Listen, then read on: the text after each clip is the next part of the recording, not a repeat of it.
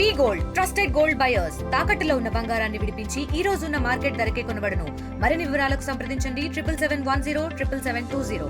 కాకినాడ జిల్లాలో ఈరోజు ఉదయం జరిగినటువంటి రోడ్డు ప్రమాదంలో మృత్యువాత పడిన వారిని అయితే ప్రస్తుతం ఈ యొక్క ప్రతిపాడులో ఉన్నటువంటి ప్రభుత్వ ఆసుపత్రికి అయితే తీసుకొచ్చారు. అలా ప్రస్తుతం పోస్ట్ మార్టం అయితే నిర్వహిస్తున్నటువంటి పరిస్థితి ఉంది. అలాగే ఈ ఘటనలో ప్రధానంగా చూసుకుంటే ఏదైతే అన్నవరం నుంచి వస్తున్నటువంటి కారు ఏదైతే ఉందో కారు సరిగ్గా సోమవారం వద్ద వచ్చేసరికి ఏదైతే ఆర్టీసీ బస్ స్టాండ్ ఏదైతే ఉందో బస్ స్టాండ్లో బస్సు కోసం వెయిట్ చేస్తున్న వారి కోసం అలాగే మరికొంతమంది ఏదైతే పనుల నిమిత్తం ఉదయం రిక్షాపై వెళ్తున్నటువంటి ముగ్గురు కూలీలను కూడా ఢీకొట్టడంతో ఈ ఘటనలో అక్కడికక్కడే సంఘటన స్థలంలో అలాగే అక్కడ సోమవారం గ్రామానికి చెందిన ఎవరైతే ముగ్గురు ఉన్నారో ప్రధానంగా చూసుకుంటే మోర్త ఆనందరావుతో పాటు అలాగే మోర్త కొండయ్య కూడా పడ్డారు. అలాగే మరొక వ్యక్తి కాకాడ రాజు కూడా అక్కడ నుంచి హాస్పిటల్కి తరలించే మార్గ మధ్యలోనే మృత్యువాత పడినటువంటి పరిస్థితి. అలా అందులో ఆనందరావతి కెల్లంపూడి మండలం సోమవారం గ్రామం కాగా అలాగే మోర్తకొండది కూడా కెల్లంపూడి మండలం సోమవారం గ్రామం. అందులో కాకాడ రాజుది మాత్రం ఏలేశ్వరం గ్రామం, అతను కూడా ఒక 60 సంవత్సరాలు. వీళ్ళ ముగ్గురు కూడా ఉదయకాల సమయంలో ఏదైతే రిక్షా పైన ఈ యొక్క పనుల నిమిత్తం కూడా బిల్డింగ్కి సంబంధించినటువంటి ఒక ఏదైతే రేకులు ఉన్నాయో వాటిని అయితే రిక్షాలో తీసుకెళ్తుండగా ఈ ప్రమాదం అయితే ఒక్కసారిగా కారు మీదకి దూసుకురావడంతో ముగ్గురు కూడా అక్కడ పరిస్థితి.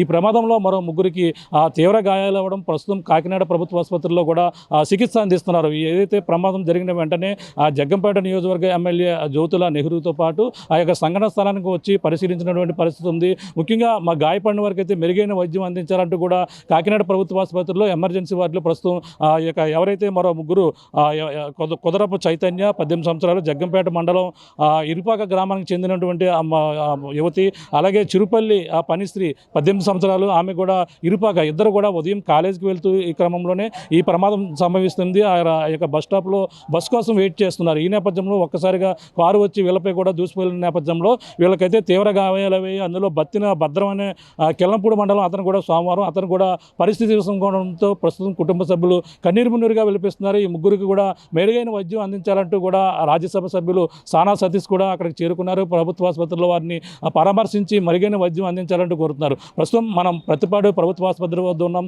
ఎవరైతే మృత్యువాత పడినటువంటి మోర్త ఆనందరావుతో పాటు మోర్త సంబంధించినటువంటి మోర్త కొండయ్యతో పాటు మొత్తం అందరూ కూడా ఇక్కడికి చేరుకున్నారు. కాకాడ రాజు కూడా కుటుంబ సభ్యులు ఇక్కడ మరికొద్దిసేపట్లో పోస్ట్ మార్టం అయితే చేస్తారు. ఇది సంబంధించినటువంటి వివరాలన్నీ కూడా ఇప్పటికే పోలీసులు కూడా సేకరించి వీళ్ళకి పోస్ట్ మార్టం సంబంధించినటువంటి మొత్తం వ్యవహారం అంతా కూర్చున్నటువంటి పరిస్థితి ఉంది. ప్రస్తుతం కుటుంబ సభ్యులు ఈ ఘటన ఉదయం సమయంలో కూలికి వెళ్తున్నటువంటి కుటుంబ సభ్యులని ఈ విధంగా కారు అదుపు తప్పి మీదకు దూసుకొచ్చినటువంటి ఘటనలో వాళ్ళైతే ఈ నేపథ్యంలోనే అలాగే ఉదయకాల సమయంలో సరిగ్గా కాలేజీకి వెళ్తున్నటువంటి విద్యార్థులతో పాటు ఒక్కసారిగా వాళ్ళందరూ కూడా ఈ ఘటన ప్రమాదానికి గురవి మరో ముగ్గురికి పరిస్థితి విషమంగా ఉన్నటువంటి పరిస్థితి ఉంది.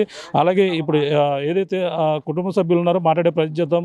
మోర్త ఆనందరావుకు సంబంధించిన కుటుంబ సభ్యులు అలాగే మోర్త కొండకి సంబంధించిన కుటుంబ సభ్యులు ఇప్పుడు ప్రభుత్వ ఆసుపత్రికి అయితే చేరుకుని కన్నీరు మున్నీరుగా వెలిపిస్తున్నారు. చెప్పండి, ఈ ప్రమాదంలో ఎవరు?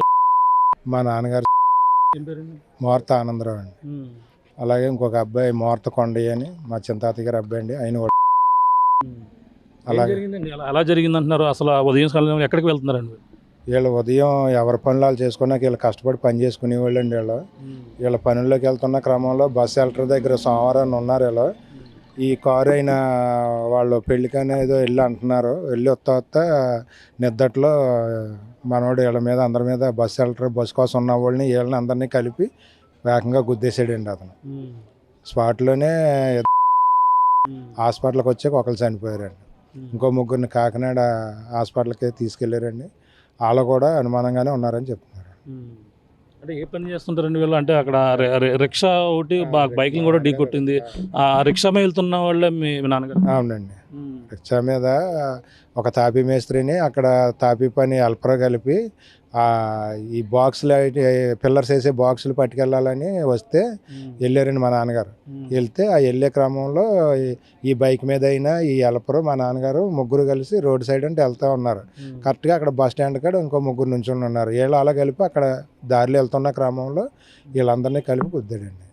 మరి అంటే ఆనందరావు మీ నాన్నగారు అన్నారు. కొండయ్య మోర్త కొండయ్య మీ కుటుంబ సభ్యులు? కుటుంబ సభ్యులండి. చింతాతయ్య గారు అబ్బాయి. అతనికి ఎంత ఉంటుందండి వయసు? 30 అండి. అతను కూడా పెళ్ళి ఎన్నాళ్ళు అవుతుంది? పెళ్ళి అయ్యి ఒక 4-5 సంవత్సరాలు అవుతుందండి. 3 పిల్లలు ఉన్నారండి. చిన్న సంవత్సరంన్నర పిల్లలు, 3 పిల్లలు ఉన్నారండి. 2 ఆడవాళ్ళు, మా కుర్రోడు, నా కుర్రోడు. ఇది అతను కూడా అదే పని మీద రిక్షా మీద వెళ్తున్నారు. అతనే హెల్పర్ అండి. ఈ కష్టపడిన తాపీ పని దగ్గర చేసే మాలు మోసే హెల్పర్గా వెళ్తున్న వ్యక్తి అతనే అండి. అతను ఈ తాపీ మేస్త్రి కలిసి మా నాన్నగారిని పిలిచి ఆ బాక్సులు అయ్యి రిక్షాలు వేసుకుని పట్టుకెళ్తున్నారండి. పట్టుకెళ్తున్న క్రమంలో జరిగింది. అంటే స్థానికంగా ఉన్న నాయకులు వచ్చారు, అలాగే మాట్లాడారు, మీతో పరామర్శించారు. మీరు ఏ విధంగా మీరు ఏమి డిమాండ్ చేస్తున్నారు? మేము డిమాండ్ ఏమీ లేదు సార్. వాళ్ళు వచ్చారు, ఎమ్మెల్యే గారు వచ్చారు, తోట నరసింహ గారు వచ్చారు, పత్తిపాడి ఎమ్మెల్యే గారు వచ్చారు. జరిగిన దానికి వాళ్ళు మమ్మల్ని వచ్చి పలకరించడం జరిగిందండి. వారి సహాయం వాళ్ళు చేస్తాము అని చెప్పేసి మాట్లాడారు. అన్ని విధాలుగా ఆదుకుంటాం నేను చెప్పడం జరిగింది. మేము అన్ని విధాలుగా ఆదుకుంటాము అని చెప్పేసి వచ్చి మాట్లాడడం జరిగింది. చెప్పండి, ఇక ఏలేసం సంబంధించిన కాకాడ రాజు అనే వ్యక్తి కూడా ఉన్నట్టున్నారు. ఏ విధంగా జరిగింది? ఆయన మన ఊరుపూడి మన కృష్ణవరం దగ్గర బొబ్బస్కాయల వ్యాపారం కొత్తగా పెట్టారండి. బొబ్బస్కాయలు తెచ్చుకుంటే యాక్చువల్గా తాపీ మేస్త్రిగా పనిచేస్తూ ఉంటాడు ఆయన. బొబ్బస్కాయలు తెచ్చుకుని అక్కడ ఆగాడు. బండి ఆగి ఏదో చూసుకుంటుంటే ఈ లోపు ఈ కారు ఓవర్ స్పీడ్గా వచ్చి మొత్తం గుద్దేస్తే స్పాట్లో ఇక్కడికి వచ్చాక రాజు కాకాడ రాజు అన్న ఉంటుందండి. ఒక 52-53 వ్యాపారం చేసుకుంటారు. రీసెంట్గా అలా ఆవిడ పెట్టి నమ్మ తాపీ పనికి వెళ్తూ ఉంటాడు అనమాట. అంటే జరిగిన ఘటన ఎలా జరిగిందంటే, ఒక పక్కన టైర్ పేలిపోయింది, మీదకు దూసుకొచ్చింది అంటున్నారు, లేదంటే నిద్రమత్తులో ఉండి ఈ ప్రమాదం జరిగిందని అనుకుంటున్నారా? ఏ విధంగా జరిగిందని? టైర్ పేలింది అనేది అది కరెక్ట్ కాదండి, అది అబద్ధం. అది ఇప్పుడు మీడియాలో కూడా నిజ నిర్ధారణ లేకుండా వేయడం అనేది చాలా మేము ఖండిస్తున్నాం. ఎందుకంటే అక్కడ చనిపోయింది నిరుపేదలు, ఏ పూటకా పూట పని చేసుకుంటున్నారు, కుటుంబాలు గడవని పేదలు. ఇవాళ మరి ఎవరైతే గుద్దారో వాళ్ళని రక్షించడానికి మరి యంత్రాంగం అంతా టైర్ పేలిపోయిందని చెప్పి ఒక అపోహమైన కట్టుకథ ఆల్రెడీ ఇప్పుడు నుంచే దాన్ని మెంటల్గా ప్రిపేర్ చేయడానికి మమ్మల్ని తయారుగా ఉన్నట్టు అనిపిస్తుంది. దాని ఇందాక మేము పోలీసు వారితో కూడా వాగ్దాటం జరిగింది. ఖచ్చితంగా జరిగింది అయితే నిర్లక్ష్యంగా జరిగింది. ఓవర్ స్పీడ్గా వచ్చి గుద్దితే వీళ్ళెవరో కూడా రోడ్డు దాడుతుండగా లేకపోతే వీళ్ళ నిర్లక్ష్యం అనేది 1% లేదు. మేము ప్రభుత్వాన్ని కానీ ఇక్కడ ఉన్న స్థానిక ఎమ్మెల్యేలు కానీ మేము కోరేది ఒకటే, జరిగింది పేద కుటుంబంలో జరిగింది కాబట్టి ఖచ్చితంగా ప్రభుత్వం సైడ్ నుంచి వాళ్ళు సహకారం చేయాలని, ఆ కుటుంబాలు ఆదుకోవాలని చెప్పేసి మేమైతే కోరడం జరుగుతుంది. అంటే ఈ కారు ఎక్కడ నుంచి ఏ గ్రామానికి చెందింది? అంటే ఈ కారులో స్టిక్కర్లు కూడా అంటించుకుంది కారు వెనకాల భాగంలో కూడా. అది ఎవరికి సంబంధించిన వాళ్ళు అనుకుంటున్నారు? అది ఆయన కూడా జగ్గంపేట అని తెలిసిందండి. ఆయన కూడా మాజీ ఎంపీటీసీ అట, మరి ఏ పార్టీలో ఉన్నారో మాకైతే తెలియదు. ఆయన కూడా జగ్గంపేట అని చెప్తున్నారు. వాళ్ళైతే అక్కడ మాట్లాడినప్పుడు, అన్నయ్యలో మాట్లాడినప్పుడు కూడా మాదే తప్పు అని చెప్పేసి ఆ కారులో ఉన్న ఆడావిడ కూడా అనటం జరిగింది. మరి పొరపాటుగా జరిగిందని చెప్పేసి అలా ఒప్పుకోవడం కూడా జరిగింది.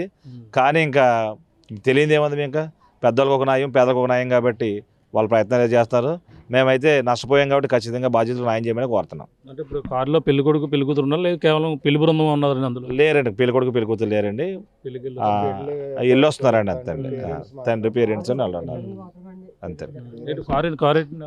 కియో కారు అండి, 5589 కారు అండి. ఆ కారులో ఇంకా ఆడవాళ్ళతో పాటు వస్తున్నారంటండి. ఆయన వస్తున్న క్రమంలో గుద్దేసిన తర్వాత వెళ్ళిపోయారండి. వాళ్ళు వెళ్ళిపోయి అక్కడ కారు ముందు వీళ్ళని గుద్దిన తర్వాత అప్పుడు బస్ స్టాండ్లోకి దూసుకెళ్ళిపోయిందండి కారు. అతను నిర్లక్ష్యం వల్లే ఇది జరిగిందండి. అంటే అందులో ఉన్న వాళ్ళకి ఎటువంటి గాయాలు ఏమైనా వాళ్ళు ఏమైనా రావడం మాట్లాడేమైనా జరిగిందా మీతో? మనతో మాట్లాడడానికి లేదు కానివ్వండి, వాళ్ళు మాట్లాడే క్రమంలో మేమున్నాం ఆ కారులోని, బయటపడ్డామని చెప్పేసి వెళ్ళిపోయారు అంతే అండి. ఇది ఆ పరిస్థితి ప్రస్తుతం. కొన్ని ఏదైతే ప్రమాదం జరిగినటువంటి తీరుపై పలు అనుమానాలు అయితే వ్యక్తం చేస్తున్నారు. ప్రధానంగా కారు ఏదైతే టైర్ పేలిపోవడం వల్ల ఈ విధంగా బస్ స్టాప్లోకి దూసుకుని వచ్చిందని చెప్పేసి పలు రకాలుగా చెప్తున్నారు. కానీ అది నిద్రమత్తులోని ప్రమాదం అతి ఓవర్ స్పీడ్గా వచ్చి కారు అయితే అక్కడ బస్ స్టాప్లో ఉన్న వ్యక్తులతో పాటు అక్కడ ఉన్నటువంటి కాలేజీకి వెళ్తున్న అమ్మాయిలను అయితే మొదటగా అక్కడ ఢీకొట్టిన నేపథ్యంలో అక్కడ ఉదయం నిమిత్తం పనుల నిమిత్తం అంతా వెళ్తున్నారు ఉదయాన్నే. అలాగే రిక్షా మీద ఏదైతే బాక్సులు, ఈ యొక్క పిల్లర్స్ వేసేటువంటి బాక్సులు ఏవైతే ఈ యొక్క స్థాపి పని చేస్తున్న వాళ్ళు ఆ ముగ్గురు కూడా, అందులో మోర్త ఆనందరావు, మోర్త కొండయ్యతో పాటు కాకాడ రాజు ముగ్గురు కూడా వెళ్తున్న నేపథ్యంలో అక్కడ బొప్పాయి సంబంధించినటువంటి వ్యాపారం చేసుకుంటూ అతను కూడా జీవనం సాగిస్తుంటారు. అందరూ కూడా నిరుపేద కుటుంబానికి చెందిన వారే కావడంతోనే ఆ కుటుంబ సభ్యులు పక్కన మోర్త ఆనందరావు సోమవారం గ్రామానికి చెందినవారు, అదే ఆ మోర్త కొండయ్య కూడా సోమవారం గ్రామానికి చెందినవారు. వాళ్ళిద్దరు కూడా సహాయ నిమిత్తం కూడా అక్కడ పనితో రిక్షా తోసుకుంటూ వెళ్తున్న నేపథ్యంలో ఒక్కసారిగా మీదకు వచ్చి ఈ యొక్క కారు కింద కారు గుద్దిన నేపథ్యంలో పడిపోయినటువంటి పరిస్థితి ఉంది. సంఘటన స్థలంలో ఇద్దరు కాకడ రాజు అనే వ్యక్తి ప్రభుత్వ ఆసుపత్రిలో చికిత్స పొంది కూడా మృత్యువాత పడినటువంటి పరిస్థితి. ఈ ఘటనపై కుటుంబ సభ్యులను అన్ని విధాలుగా ఆదుకోవాలని కూడా చెప్పుకొస్తున్నారు. ఎందుకంటే జరిగినటువంటి ఘటనపై అక్కడ ఏదైతే వివాహానికి వెళ్ళి అన్నవరం నుంచి వస్తున్న క్రమంలోనే ఈ ప్రమాదం అయితే సంభవించింది. టైర్ పేలుందనేది కూడా వాస్తవం కాదు. అది తప్పించుకునేందుకు రకరకాలుగా ఇటువంటి సమాధానం చెప్పడం సరైనది కాదు. దీనిపై కుటుంబ సభ్యులను అన్ని విధాలుగా ఆదుకోవాలని కూడా దీనికి సంబంధించినటువంటి కుటుంబ సభ్యులతో పాటు నాయకులు కూడా కోరుతున్నటువంటి పరిస్థితి ప్రధానంగా ఉందని చెప్పాలి. ఈ ఘటనపై ప్రస్తుతం ముగ్గురు మృత్యువాత పడగా మరో ముగ్గురికి తీవ్ర గాయాలై కాకినాడ ప్రభుత్వ ఆసుపత్రిలో చికిత్స పొందుతున్నటువంటి పరిస్థితి ప్రధానంగా ఉందని చెప్పాలి. ఇది కూడా తాజా పరిస్థితి. కెమెరాతో ప్రకాష్ RTV ప్రతిపాడు నుంచి. Local to global news at your fingertips. మీ చేతిలో ఒక ఆయుధం. Download R TV app. Media legend Ravi Prakash is back.